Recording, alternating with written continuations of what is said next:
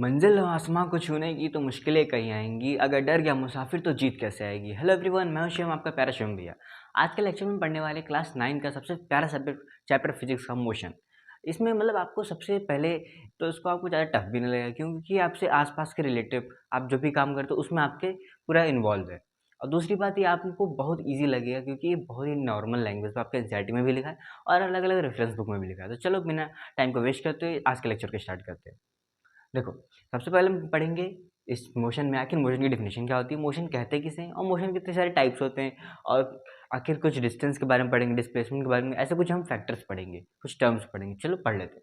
सबसे पहले हम डेफिनेशन पढ़ते हैं। The change of position of any object और बॉडी इज कॉल्ड मोशन। यानी कि इसमें साफ साफ कहा जा रहा है किसी भी ऑब्जेक्ट या फिर किसी भी बॉडीज का अगर पोजिशन चेंज हो रहा है, मान लो अगर मैं यहाँ खड़ा हूँ और अगर मैं यहाँ से यहाँ गया तो मेरी जो पोजीशन चेंज हुई ना, तो उसके अंदर मैंने मोशन किया तो मूवमेंट आया। यानी कि जब भी मैं मूव करूंगा तो वो मोशन कहलाएगा। यानी कि अगर मैं अपनी प्लेस को चेंज करूंगा तो क्या कहलाएगा, मोशन या फिर मूवमेंट। अब देखो, अगर मैंने चेंज किया तो मैंने कुछ डिस्टेंस ट्रेवल किया या फिर कुछ डिस्प्लेसमेंट किया, यानी अपने अपने प्लेस से डिसप्लेस, दूसरे हमने उस प्लेस से हट के दूसरे प्लेस पर आ गया। तो वही हम पढ़ेंगे आखिर डिस्टेंस क्या होता है, डिस्प्लेसमेंट क्या होता है, इसके बीच में सबसे ज़्यादा अंतर क्या होता है। दोनों सिमिलर सिमिलर दिखने वाले वर्ड्स हैं, लेकिन दोनों में बहुत ज़्यादा अंतर है। चलो पढ़ लेते हैं। तो डिस्टेंस क्या होता है, the actual length of a path covered by moving body. यानी कि मान लो अगर मैं सीधा जा रहा हूँ, देख लो, मान लो अगर मैं यहाँ खड़ा हूँ और यहाँ से अगर मैं चल सीधे ऐसे ना, ऐसे जाते ऐसे जाते जाते जाते जाते जाते जाते जाते जाते जाते जाते जाते वापस यहाँ आ गया। मुझे जाना यहाँ से यहाँ तक था, लेकिन मैं ऐसे ऐसे घूमते घूमते गया। अच्छा, ये कहीं तुम्हारी बात तो नहीं हो रही? क्या पता ये तुम्हारा स्कूल हो और तुम्हें घर जाना हो, तुम ऐसे घूमते घूमते घूमते घूमते, मान लो बस रास्ता 15 मिनट का हो, लेकिन तुम जाते घर पहुंचते कब हो, 40 मिनट पे। तो तुम क्या करते हो, कभी घूमते हो इधर इसके दोस्त, इस दोस्त के घर, ऐसे घूमते घूमते सब लेट में आते हो ना घर। और कुछ तो बच्चे होते हैं जो सीधे होते हैं, वो क्या करते हैं, डायरेक्ट सीधे घर चले आते हैं। तो उनके लिए तो रास्ता तो ये है, तुम्हारे लिए भी रास्ता सेम है, लेकिन तुम क्या करते हो, घूमते घूमते जाते हो तो तुम्हें ज़्यादा टाइम लगता है। तुम्हारी डिस्टेंस क्या होगा तब, डिस्टेंस ये होगा तुम्हारा, जो तुमने घूम घूम के गए ना, ये तुम्हारा कहलाया डिस्टेंस। और ये जो तुम जो कुछ बच्चे जो डायरेक्ट घर पहुंच जाते हैं ना, वो कहलाता है डिस्प्लेसमेंट। अब देखो, डिस्टेंस और डिस्प्लेसमेंट में सबसे ज़्यादा फर्क ये होता है, जो डिस्टेंस होता है वो एक्चुअल पाथ होता है कि तुमने कितना चला। मान लो अगर तुम पूरा घूम घूम के आ रहे हो तो क्या वो पूरा डिस्टेंस होगा तुम्हारा। लेकिन डिस्प्लेसमेंट ये होता है कि तुम्हें जाना कहाँ है और तुम कहाँ से स्टार्ट करो, उसके बीच का सबसे शॉर्टेस्ट पाथ क्या कहलाता है, हमारा डिस्प्लेसमेंट। वो डिफिनेशन भी यही लिखे हैं यहाँ पे डिस्प्लेसमेंट की। The shortest path between starting and ending point is called क्या, हमारा डिस्प्लेसमेंट। अब देखो, ये तो हो गई मोशन, डिस्प्लेसमेंट, डिस्टेंस, इस सब की बात। अब हम इससे रिलेटेड कुछ क्वेश्चन लगाते हैं, डिस्टेंस और डिस्प्लेसमेंट से रिलेटेड क्वेश्चन लगाते हैं। देखो, डिस्टेंस और डिस्प्लेसमेंट क्वेश्चन लगाने के लिए सबसे पहले हमें ये देख लो, डिस्टेंस क्या होता है हमारा सबसे शॉर्टेस्ट पाथ, डिस्टेंस क्या होता है लॉन्गेस्ट पाथ यानी कि एक्चुअल पाथ, डिस्प्लेसमेंट सबसे शॉर्टेस्ट पाथ, इतना याद रखना। अब देखो, एक क्वेश्चन क्या है, ये क्वेश्चन तुम्हारे एनसीईआरटी और नॉर्मल एनसीईआरटी में भी है और तुम्हारे नॉर्मल के रेफरेंस बुक में भी दिया रहता है। बेसिक क्वेश्चन देखो, a man travel a distance of 1.5 metre towards east, then 2.0 metre towards south and finally 4.5 metre towards east. अब पहला क्वेश्चन क्या पूछा, टोटल डिस्टेंस, दूसरा टोटल डिस्प्लेसमेंट। देखो, इसमें तुम्हें सबसे पहले एक चीज याद रखना होगा, डायरेक्शन। डायरेक्शन क्या होता है, देखो तुमने सिस्टम में मैप जब तुम पढ़ते हो ना, तब तुमने पढ़ा होगा कि ऊपर होता है नॉर्थ, इधर होता है साउथ,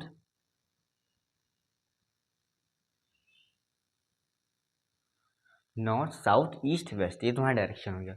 अब तुमसे क्या बोला है, सबसे पहले क्वेश्चन में क्या बोल रहा है कि a man travel of a distance 1.5 metre towards east. यानी कि मान लो ये है तो तुम्हारा इंसान, ऊपर से लिखते हैं, ये मान लो एक मैन, वो क्या है टूवर्ड ईस्ट की तरफ कितना चला, 1.5 मीटर। 1.5 मीटर कैसे ईस्ट की तरफ चला, उसके बाद फिर अगर यहाँ आ गया। अब देखो, अब क्या कह रहा है, then 2.0 metre toward south, 2.0 metre मतलब 2 मीटर। अब देखो, साउथ की तरफ चला, साउथ के नीचे, यानी कि तुम्हारा अब वो नीचे चला कितना, 2 मीटर, मान लो 2 मीटर नीचे चला। अब देखो, अब क्या कह रहा है, and finally 4.5 metre toward east, यानी कि 4.5 मीटर टूवर्ड ईस्ट, यानी कि वापस से कितना चला, ईस्ट की तरफ कितना, 4.5 मीटर। अब तुमसे पूछा यहाँ पे टोटल डिस्टेंस क्या होगा, टोटल डिस्प्लेसमेंट क्या होगा। तो देखो, तुम्हारा कितना होगा डिस्टेंस क्या होगा, तुम एक्चुअल इन सबको तीनों को जोड़ लो क्या होगा, तुम्हारा डिस्टेंस, और डिस्प्लेसमेंट क्या होगा, यानी कि तुम्हारे पास ये और ये दोनों पाथ ही तो है, क्योंकि ये तो तुमने फालतू चला, तुम्हें जाना बस यहीं तक था, ये तुम्हारी थी डिस्प्लेसमेंट, लेकिन तुमने ये पूरा चला तो क्या होगा तुम्हारा डिस्प्लेसमेंट। अब देखो हमारा डिस्टेंस को हम लोग डिस्टेंस को लिखते हैं हम लोग डी से, तो डी इक्वल टू क्या होगा 2 प्लस 4.5 प्लस 1.5। अब इसको जोड़ लो, कितना आएगा,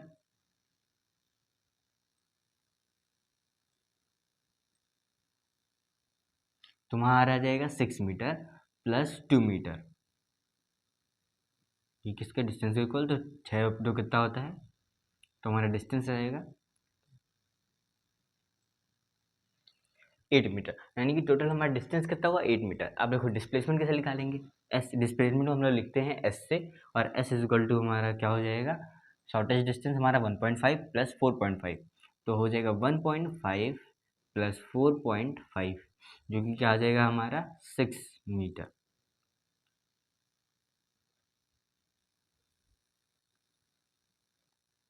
देखो डिस्टेंस हमारा क्या हुआ, तुमने पूरा जोड़ दिया, डिस्प्लेसमेंट तुमने ये देखा कि क्या फालतू था, क्या मैंने फालतू चला, देखो यहाँ से तुम फालतू में चल रहे हो ना, आखिर तुमने आगे नहीं बढ़े, तुम उतना इस साइड चल दी, तो तुमने फालतू को हटा दिया, जितना तुम्हें बस चाहिए था तुमने उसे जोड़ दिया, यानी कि तुम्हारा सबसे शॉर्टेस्ट पाथ क्या हुआ 1.5 प्लस 4.5, जो कि 6 मीटर हमारा क्या होता है। अब देखो पहला क्वेश्चन हमारा लग गया, अब तुम इस क्वेश्चन को देखो, दोनों सिमिलर ही है, बस में थोड़ा सा लॉजिकल वाला है। ये क्या तुम्हारा सेकंड क्वेश्चन, इसमें कह रहा है एक कोई भी ट्रक है जो कि तुम्हारा ए से बी तक जा रहा है, उसने सबसे पहले 100 मीटर चला स्ट्रेट, वो फिर ऐसे ऊपर चलता है 5 मीटर, फिर 6 मीटर, फिर 5 मीटर, फिर 3 मीटर, फिर 2 3 1, फिर ऐसे, फिर वापस से यहाँ पे 2 मीटर, फिर यहाँ पे नहीं, यहाँ 1 मीटर, 1 मीटर, बस 6 मीटर, ऐसे करके। अब तुम्हें इसमें क्या करना है, डिस्प्लेसमेंट और डिस्टेंस को फाइंड करना है। ये तो तुम्हारा पहला क्वेश्चन था। और दूसरे क्वेश्चन में देखो तुम्हारा डिस्टेंस और डिस्प्लेसमेंट, सबसे पहले तुम डिस्प्लेसमेंट निकालो, डिस्प्लेसमेंट क्या आएगा, सबसे शॉर्टेस्ट पाथ, ये तुम्हारा कितना होगा, ये होगा 10, ये हो गया 6, क्योंकि ये फालतू तुमने यहाँ चला, फालतू यहाँ चला, कितना होगा 6 और 6, 10 और 6 कितना 16, 16 प्लस 3 19, 19 में 3 और 1 ही जोड़ोगे कितना होगा 4, 23, 23, 23 हो गया तुम्हारा, और यहाँ पे तुम 6 जोड़ दोगे उसमें, 23 प्लस 6 तुम्हारा जाएगा 29, यानी कि तुम्हारा जो डिस्प्लेसमेंट था वो 29 आ गया, डिस्प्लेसमेंट तुम्हारा 29 मीटर आ गया।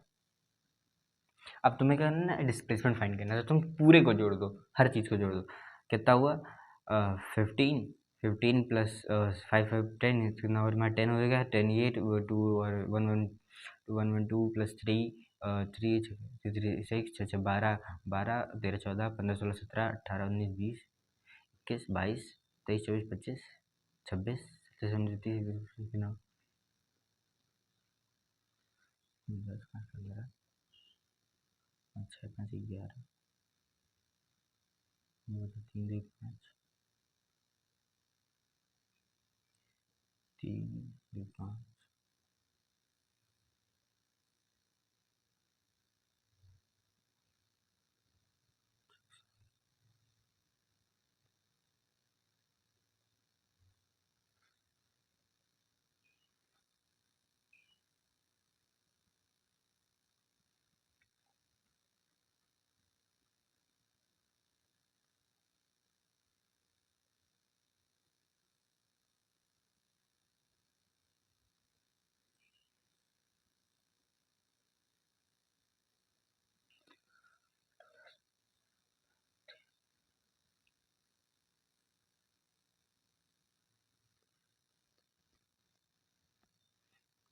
तो देखो तुम्हारा जो टोटल डिस्टेंस आएगी, तुम इन सबको जोड़ लोगे, तुम्हारा जो टोटल डिस्टेंस आएगा डी इक्वल टू आ जाएगा 43, वो आ जाएगा 43, तुम्हारा टोटल डिस्टेंस कितना आ गया 43, और डिस्प्लेसमेंट कितना आ गया 29। देखो अब एक चीज़ यहाँ ध्यान रखना, कभी कभी तुम्हारा जो डिस्टेंस होता है वो निगेटिव नहीं, डिस्प्लेसमेंट जो होता है तुम्हारा वो निगेटिव भी हो सकता है, पॉजिटिव भी हो सकता है, जीरो भी हो सकता है। कैसे, देखो मान लो तुमने यहाँ से चलना स्टार्ट किया, ऐसे तुम सर्कुलर पाथ पे चल रहे हो, वापस से तुम यहाँ आ गए, तो तुम्हारी डिस्टेंस तो पूरी हो गई, यानी कि तुम डिस्टेंस तुम्हारे कितना हो गया, मान लो तुमने 10 किलोमीटर का रोड था, तुमने 10 किलोमीटर तुम्हारी ये हो गया, डिस्टेंस हो गया 10 मीटर, मान लो 10 मीटर, लेकिन डिस्प्लेसमेंट जो तुम्हारी थी यानी कि एस वो कितना हो गया 0। क्यों? क्योंकि तुमने जहाँ से चला तुम वहीं वापस घूम के आ गए, तुम्हारा डिस्प्लेसमेंट कितना हो गया 0। अब देखो यहाँ तो डिस्प्लेसमेंट तुम्हारा 0 हो रहा था, लेकिन अगर तुम मान लो ऐसे चले, यहाँ से तुम सीधे चले वापस कितना 10 मीटर, अब वापस तुम पीछे आ गए 20 मीटर। अब देखो अब यहाँ पर तुम्हारी डिस्प्लेसमेंट क्या हो गया, नेगेटिव हो गया। कैसे? ये तो तुम्हारा 10 मीटर था, प्लस इधर तुमने कितना, इधर कितना चला वापस 20, तुम्हारा कितना होगा टोटल डिस्प्लेसमेंट 30। डिस्टेंस तुम्हारा कितना होगा टोटल 30। डिस्टेंस कभी नेगेटिव नहीं होता, डिस्टेंस ऑलवेज पॉजिटिव होता है, और डिस्टेंस कभी जीरो भी नहीं होता। क्यों? क्योंकि अगर तुम थोड़ा भी चलोगे तो तुम्हारी डिस्टेंस मानी जाएगी। अब तुम्हारा डिस्प्लेसमेंट क्या हो गया, डिस्प्लेसमेंट तो पहले 10 था, वापस 10 इधर चला गया, तो कितना है 10, यानी कि तुम्हारा -10 हो गया तुम्हारा डिस्प्लेसमेंट। यानी कि डिस्प्लेसमेंट तुम्हारा जो हो सकता है वो माइनस, जीरो और पॉजिटिव तीनों केस में हो सकता है, लेकिन जो तुम्हारा डिस्टेंस होता है वो ऑलवेज पॉजिटिव होता है। समझ में आया क्यों? अब चलो अब हम पढ़ते हैं यूनिफॉर्म और नॉन यूनिफॉर्म के बारे में। चलो उसे भी पढ़ लेते हैं जल्दी से। हमारा टॉपिक आता है यूनिफॉर्म मोशन। यूनिफॉर्म मोशन क्या होता है और नॉन यूनिफॉर्म मोशन क्या होता है? देखो यूनिफॉर्म मोशन बेसिकली, चलो नहीं पहले डेफिनेशन पढ़ लेते फिर पढ़ते हैं। Uniform motion. A body has a uniform motion if travels equal distance in equal interval of time. देखो इसे तो मैं एक चीज़ समझ में आया होगा कि जो यूनिफॉर्म मोशन होता है वो तब होता है जब एक कोई बॉडी है वो इक्वल डिस्टेंस ट्रेवल करे इन इक्वल इंटरवल ऑफ टाइम। यानी कि मान लो अगर मैं 2 किलोमीटर चलता हूँ, कितने, 3 किलोमीटर पे 2 किलोमीटर में चलता हूँ 3 मिनट में, और आगे आने वाले 2 किलोमीटर वो भी मैं चलता हूँ 3 किलोमीटर 3 मिनट में। तो यानी कि मेरी टोटल जो इंटरवल ऑफ टाइम है, अगर मान लो 3 किलोमीटर में कितना चला 2 किलोमीटर, वापस 3 किलोमीटर में, आगे 3 मिनट में कितना चला 2 किलोमीटर, वापस आने वाले और 3 मिनट में कितना चलूंगा 2 किलोमीटर। तो मेरी जो इंटरवल्स ऑफ टाइम में मेरी जो स्पीड है वो सेम रह रही है, तो क्या होगा, यूनिफॉर्म मोशन होगा। और जो नॉन यूनिफॉर्म मोशन था जो इसका उल्टा होता है। अगर मान लो मैं 3 किलोमीटर में स्टार्टिंग के 3 किलोमीटर में स्टार्टिंग के 3 मिनट में स्टार्टिंग के 3 मिनट में मेरी जो स्पीड रहती है वो कितनी होती है, 200 kilometre per hour, 200 kilometre per hour. अब वही कुछ देर बाद वापस से जब मैं 3 मिनट पे देखता हूँ कि मेरी स्पीड वापस से जो 3 मिनट पे कितनी होती है, 6 किलोमीटर पर आवर, यानी कि मेरी स्पीड बढ़ गई, स्पीड बढ़ रही है और फिर आगे आस्ते आस्ते घट गई। तो क्या होगा, नॉन यूनिफॉर्म, यानी कि ये स्पीड कांस्टेंट नहीं रहती। जब मेरी स्पीड कांस्टेंट रहेगी, मान लो मेरी स्पीड जब 20 किलोमीटर पर आवर वो कांस्टेंट रहेगी, मान लो 200 किलोमीटर पर आवर से वो चलते जा रही चलते जा रही चलते जा रही, तो क्या होगा, यूनिफॉर्म। और अगर मान लो कहीं वो रुक रही है तो घट रही है स्पीड मेरी, 200 किलोमीटर से 200 किलोमीटर से 100 किलोमीटर पर आवर आ रही है, फिर वापस से 300 किलोमीटर पर आवर चली जा रही है, फिर 200 किलोमीटर, तो क्या होगा, नॉन यूनिफॉर्म, यानी कि फिक्स नहीं है, कांस्टेंट नहीं है ये।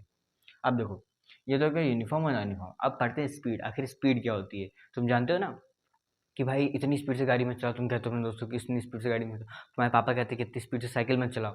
तो क्या आखिर ये स्पीड है क्या? चलो इसको जानते हैं। जो स्पीड होता है उसमें क्या होता है, the distance travelled by it per unit time, यानी कि कोई भी डिस्टेंस तुम ट्रेवल करते हो कितने टाइम में। मान लो अगर मैं 3 मिनट में 4 किलोमीटर तय करता हूँ तो मेरी स्पीड क्या होगी, 4 किलोमीटर इन 3 आवर्स, यानी कि 4 किलोमीटर पर 3 आवर्स। और अगर मैं 1 घंटे में, मान लो मैं अगर 5 किलोमीटर करता हूँ, मेरी स्पीड क्या होगी 5 किलोमीटर पर आवर, यानी कि 1 घंटे में 5 किलोमीटर चल सकता हूँ मैं। और यही अगर मेरी स्पीड मान लो, अगर मैं 2 घंटे में 4 किलोमीटर चलता हूँ तो मेरी स्पीड कितनी होगी, 2 घंटे में अगर मैं 4 किलोमीटर चलता हूँ मेरी स्पीड कितनी, 2 किलोमीटर पर आवर। अब देखो ये तो हो गया हमें स्पीड। अब पढ़ते हैं कि स्पीड का फॉर्मूला तो हम निकालते कैसे। स्पीड होती है हमारी डिस्टेंस अपॉन टाइम की इक्वलेंट, कितना तुमने डिस्टेंस ट्रेवल किया और कितने टाइम में किया, इसको अगर तुम डिवाइड कर तो तुम्हारी स्पीड आ जाती है। अब देखो स्पीड को हम लिखते हैं v से, और हमारा डिस्टेंस को हम लोग लिखते हैं s से, और टाइम को हम लिखते हैं t से। देखो s हमारा डिस्टेंस और डिस्प्लेसमेंट दोनों के लिए यूज़ किया जाता है, बस वो फ़र्क उतना होता है कि हम उसको सिचुएशन वाइज यूज़ करते हैं। देखो अब हमारा एस अपॉन टी, यानी कि जो हमारा डिस्टेंस अपॉन टाइम, तो क्या कहलाएगा वी, जो कि हमारा स्पीड के इक्वल होता है। अब देखो कुछ जानकारी बात करते हैं। एसआई यूनिट क्या होती है, स्पीड की एसआई यूनिट क्या होती है? स्पीड की एसआई यूनिट हमारी होती है मीटर पर सेकेंड, यानी कि स्पीड की जो एसआई यूनिट होती है वो मीटर पर सेकेंड होती है। अब देखो स्पीड इज स्केल, स्पीड क्या होता है, स्केलर क्वांटिटी होता है। स्केलर क्वांटिटी, वेक्टर क्वांटिटी, ये एक टर्म होते हैं जो अभी तुम आगे चल के पढ़ोगे, अभी आगे चल के पढ़ोगे। अब देखो उसमें क्या होता है, स्पीड नापा किसे जाता है। देखो तुम जब भी देखो होगे तुम्हारी गाड़ी में जो मीटर होती है स्पीड की, कार ले लो बाइक ले लो, उसमें जो मीटर्स होती हैं वो जब तुम्हें दिखा रही है कि तुम 20 की स्पीड चलो 30 की स्पीड चलो, आखिर उसको मीटर को कहते क्या है, उस मीटर को कहते हैं स्पीडोमीटर। और तुम्हारी कार में जो दिखाता है कि तुम्हारी कार कितने किलोमीटर चली है अभी तक, 1 किलोमीटर चल चुकी है, 2 किलोमीटर चल चुकी है, वो क्या कहता है, वो ओडोमीटर कहलाता है, उसे हम कहते हैं ओडोमीटर। अब देखो ये तो हमारे स्पीड के बारे में। अब पढ़ते हैं आखिर एवरेज स्पीड क्या होती है। तुमसे कोई कहेगा तुम्हारी गाड़ी कितनी, तुम्हारी एवरेज स्पीड क्या थी, तुम अभी जो मान लो तुम अपने घर से स्कूल जाते हो और तुमसे तुम्हारे टीचर ने पूछ लिया तुम्हारी एवरेज स्पीड क्या थी, तुम कैसे बताओगे? चलो जान लेते हैं। इसमें क्या कह रहा है, is the total distance travel divided by the total time taken to cover this distance, यानी कि एक डिस्टेंस को कवर करने में हमें कितना समय लगा और उस समय में हमें कितना समय लगा, वो टोटल कितना समय लगा, उसे हम कहते हैं एवरेज स्पीड। अब देखो, एवरेज स्पीड का हम लोग कहते हैं total distance upon total time, यानी कि मान लो टोटल डिस्टेंस मेरे घर से स्कूल तक की थी 3 किलोमीटर, नहीं मान लो 6 किलोमीटर थी, मान लो मेरे घर से मेरे स्कूल की दूरी 6 किलोमीटर।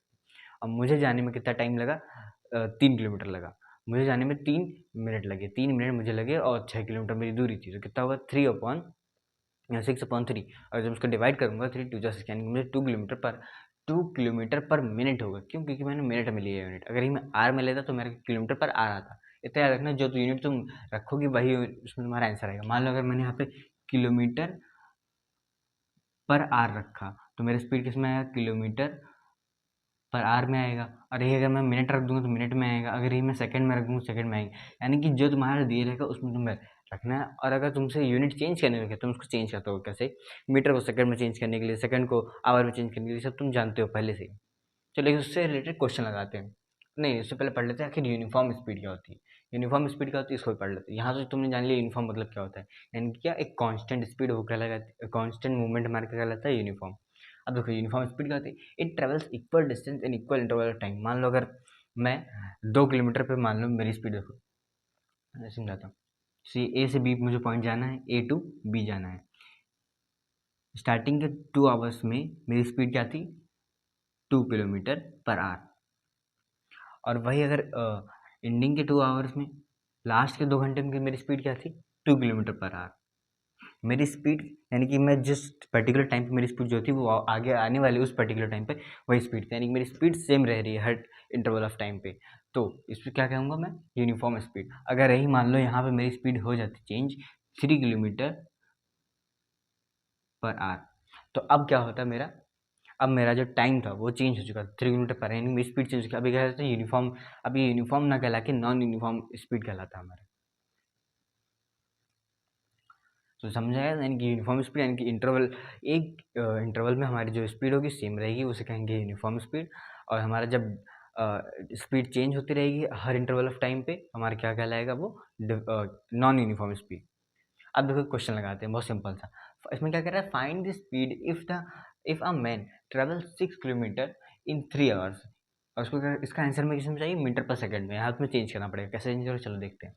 देख लो, तुम्हारी स्पीड किलोमीटर में दे रखा है, तुम जब 6 किलोमीटर को तुम जब तुम मीटर में चेंज करो, तुम्हें क्या करना पड़ेगा, 1000 से मल्टीप्लाई कराना पड़ेगा, तुम्हारा किस में आ जाएगा, मीटर में। और अगर तुम्हें 3 आवर्स को सेकंड में चेंज करना है, तुम्हें 360 से मल्टीप्लाई कराना पड़ेगा। 3 आवर्स को अगर तुम्हें 6 में सेकंड में चेंज करना है, तुम्हें क्या करना पड़ेगा, 3 × 3600, इससे तुम्हें मल्टीप्लाई करना पड़ेगा, सेकंड में आ जाएगा। अब देखो, अब तुम्हें क्या पूछा, स्पीड। स्पीड इक्वल टू क्या होता है, डिस्टेंस अपॉन टाइम। डिस्टेंस क्या है तुम्हारा, 6000, और स्पीड क्या है तुम्हारी,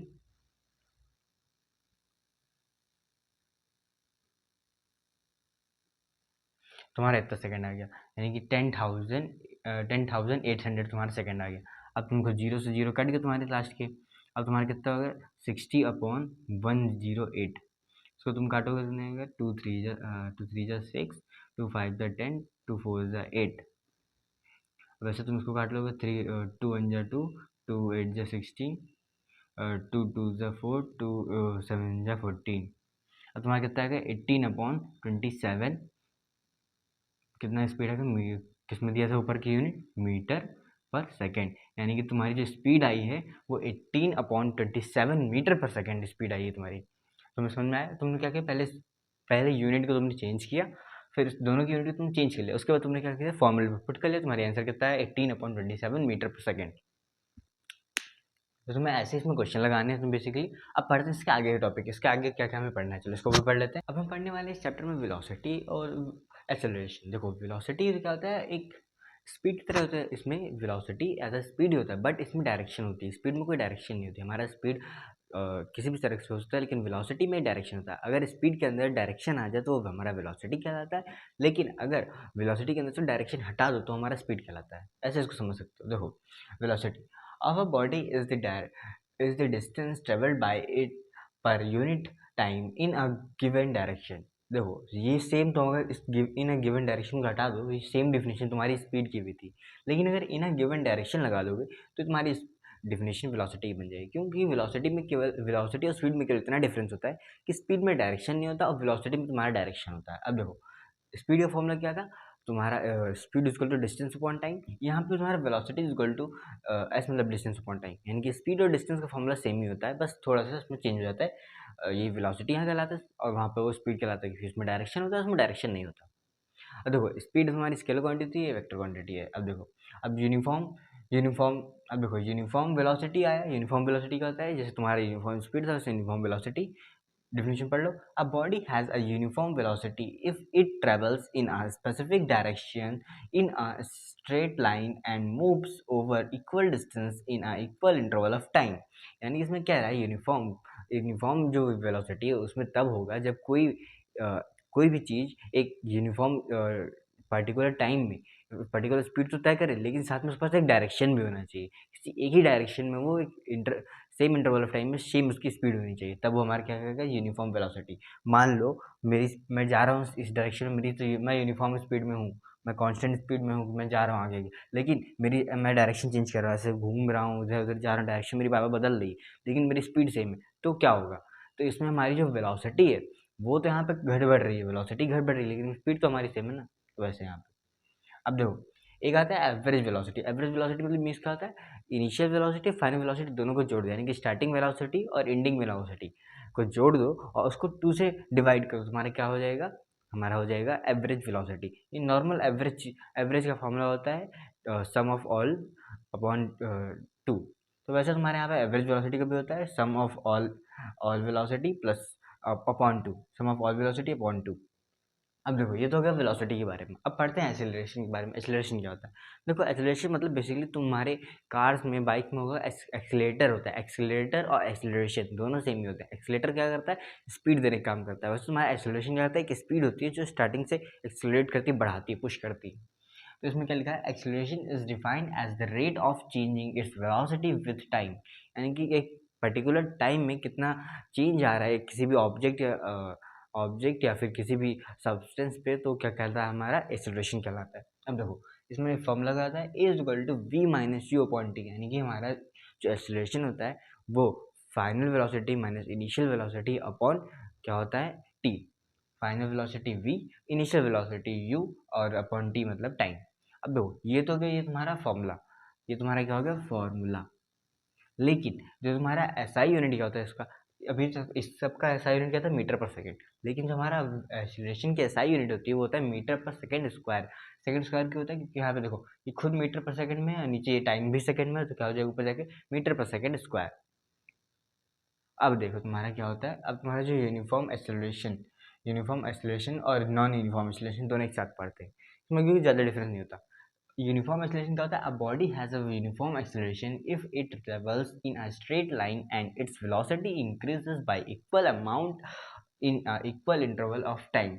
यानी कि कह रहा है एक इक्वल अमाउंट में एक कोई वेलोसिटी अगर इंक्रीज कर रही है, मान लो अभी 2 किलोमीटर पर आवर है, फिर वापस से 2 किलोमीटर पर आवर ऐसे करके, लेकिन वो सेम क्या बोलते हैं, एक्सलरेट कर रही हो, बढ़ते जा रही, मान लो अभी 2 किलोमीटर बढ़ी, 2 किलोमीटर स्टार्ट हुई, 2 किलोमीटर पर आवर की स्पीड है, फिर आगे चल के 4 किलोमीटर पर आवर स्पीड होगी, फिर आगे चल के 6 किलोमीटर पर आवर स्पीड आगे बढ़ते जा रही, मान लो जैसे यहाँ पे है, यहाँ से यहाँ के बीच का 2 किलोमीटर पर आवर, फिर यहाँ से यहाँ के बीच का क्या हो जाएगा, 4 kilometre per hour, 4 kilometre per hour हो गया, फिर ऐसे करके यहाँ पे हो गया 6 किलोमीटर पर आवर, ऐसे करके बढ़ते जाएगा तुम्हारा।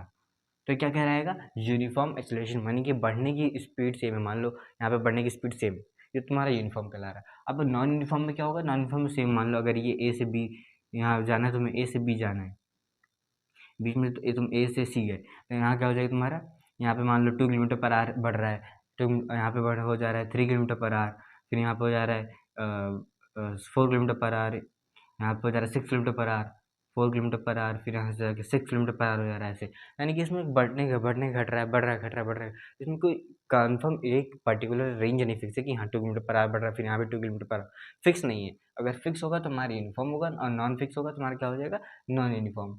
देखो फिर से पढ़ लो। A body has a uniform acceleration if its travel start in straight line and its velocity increases by equal amount in equal interval of time, यानी कि इक्वल अमाउंट होना चाहिए हर इक्वल इंटरवल ऑफ टाइम में। अगर हो रहा है तो क्या हो रहा है, हम यूनिफॉर्म, और in equal amount in equal interval of time में अगर हो रहा है तो क्या होगा हमारा, non uniform. In equal amount of velocity is increasing in equal amount of interval of time तो क्या हो जाएगा, नॉन यूनिफॉर्म। अगर equal amount of velocity is increasing by equal amount of time तो क्या हो जाएगा, यूनिफॉर्म एक्सीलरेशन। अब पढ़ते हैं रिटार्डेशन। एक्सीलरेशन रिटार्डेशन बस थोड़ा सा फर्क है एक साइन का। एक्सीलरेशन क्या होता है, हमेशा पॉजिटिव होती है। तुम जब स्टार्ट करते हो और एंड पे जाते हो, तुम स्टार्ट करते हो तो तुम्हारी स्पीड आस्ते से बढ़ती है, तो क्या होता है, एक्सीलरेशन। अब यही मान लो तुम्हें जब रुकना है, तुम्हारी स्पीड बढ़ चुकी है, तुम्हें रुकना है, तो वहाँ से ब्रेक मारते हो, आस्ते से तुम्हारी स्पीड घटती है। उस स्पीड को घटने की कहते हैं रिटार्डेशन। जब स्पीड बढ़ती है तो एक्सीलरेशन, और जब घटती है तो रिटार्डेशन। वैसे यहाँ पे बस इस एक्सेलरेशन रिटार्डेशन में इतना फ़र्क है कि एक्सेलरेशन में से पॉजिटिव में आता है और रिटार्डेशन नेगेटिव में। अगर तुम्हारा एक्सेलरेशन कहीं किसी भी क्वेश्चन में नेगेटिव में आ रहा है तो समझ जाना कि वो क्या है, रिटार्डेशन। अगर ए इज इक्वल टू तुम्हारा लिखा -6 किलोमीटर 6 मीटर पर सेकेंड स्क्वायर, मान लो ये रिटार्डेशन लिखा है, ये क्या हो जाएगा तब, रिटार्डेशन लिखा है। और ये अगर पॉजिटिव में लिखा तभी एक्सेलरेशन लिखा है, इतना समझ जाना। दोनों ही ए से डिनोट होते हैं। अब पढ़ते हैं इसके आगे हम लोग, चलो इसके आगे हम लॉस पढ़ते हैं, मोशंस के लॉ, यानी कि हमारे जो मोशन के कितने लॉ, बेसिकली तीन लॉज होते हैं मोशन के। कौन कौन से, उसको चलो पढ़ लेते हैं। अब हम पढ़ने वाले इस चैप्टर में इक्वेशंस ऑफ मोशंस के बारे में। बेसिकली इस चैप्टर में इक्वेशंस ऑफ मोशंस 3 टाइप्स के होते हैं। पहला first equation, second equation, third equation. इस इक्वेशन के बारे में हम पढ़ेंगे। चलो फर्स्ट इक्वेशन क्या होता है, v equal to U T plus half A T. Second equation क्या होता है, s equal to U T plus half A T square.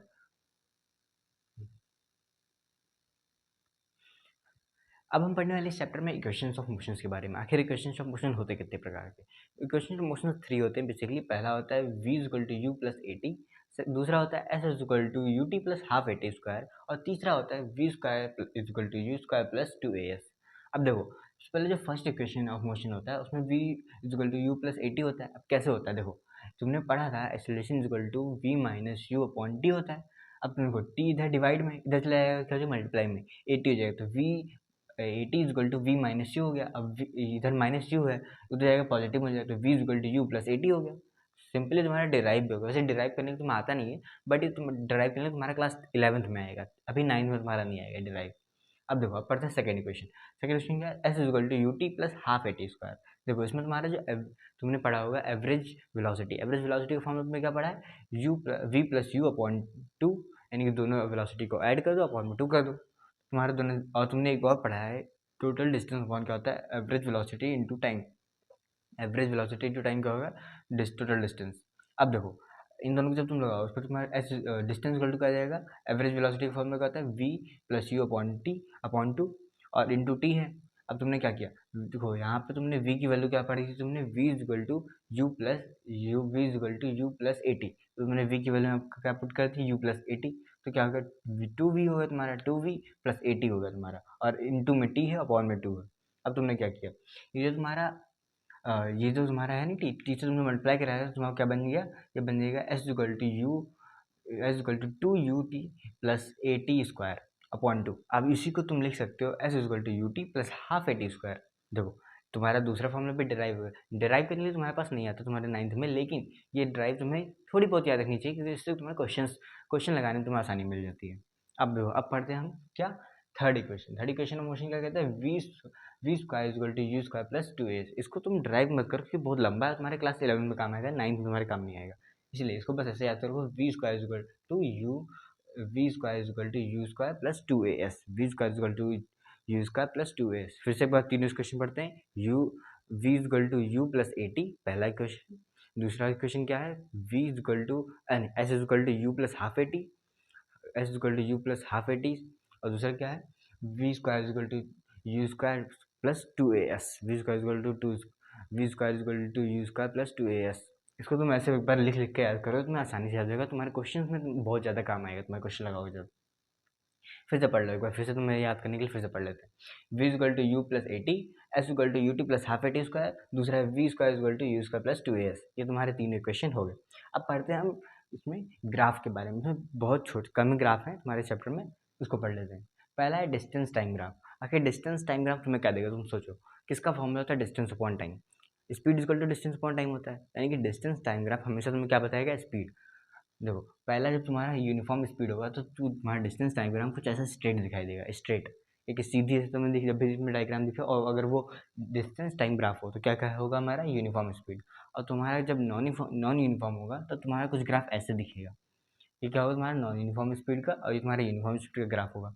अतः ध्यान रखना, जब भी तुम्हारा डिस्टेंस टाइम ग्राफ होगा तो क्या बताएगा, स्पीड बताएगा। और जब भी तुम्हारा स्पीड और टाइम ग्राफ होगा क्या बताएगा, वेलोसिटी।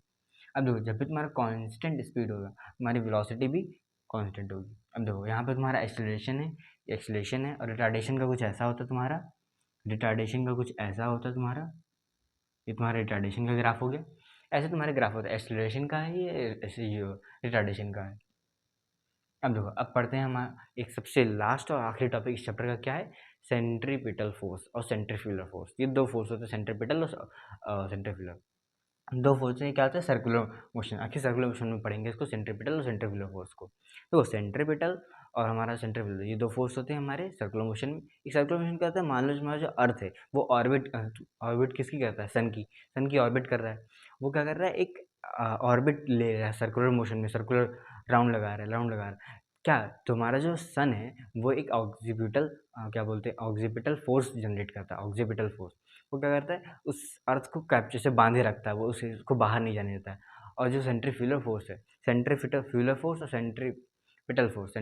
सेंट्रीपिटल, ये दो फोर्स होते हैं, सेंट्रीफ्यूगल और सेंट्रीपिटल। सेंट्रीपिटल तुम्हारा क्या होता है, जो सेंटर से फोर्स लग रहा हो तुम्हारे किसी ऑब्जेक्ट पे। मान लो तुम्हारा ये तुम्हारा ऑब्जेक्ट है बीच में, और ये जो तुम्हारा ऐसे ऑर्बिट है, यहाँ से जो फोर्स लगता है इसे तुम कहते हैं सेंट्रीपिटल फोर्स।